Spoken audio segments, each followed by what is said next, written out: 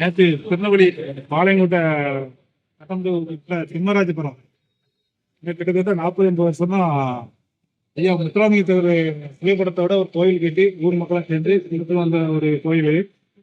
நேற்று அதிகாலை என்னன்னா மர்ம நபர்களால் பெட்ரோல் குண்டு வீசப்பட்டு தாக்கப்பட்டுள்ளது. அது நேற்று தமிழ்நாட்டில் ரோட்ல வந்து ஜனநாயக போராடிட்டு இருக்காங்க.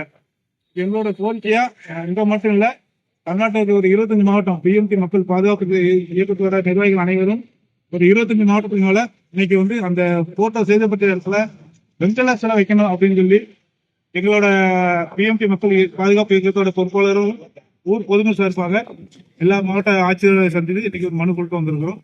அதுவும் நடந்து இந்த சம்பவத்தில் ஈடுபட்ட அந்த மர்ம நபர்களை, அதாவது சம்பவத்தில் இருந்த உண்மை நபர்களை, கண்டிப்பான நபர்களை இன்ன வரைக்கும் கைது செய்யணும்னு சொல்லி சொல்கிறாங்க. அதை கைது செய்து உடனடியாக நடவடிக்கை எடுக்கணும்னு சொல்லி நன்றி கேட்டு கொடுத்து வந்திருக்கிறோம். தூத்துக்குடி மாவட்ட செயலாளர்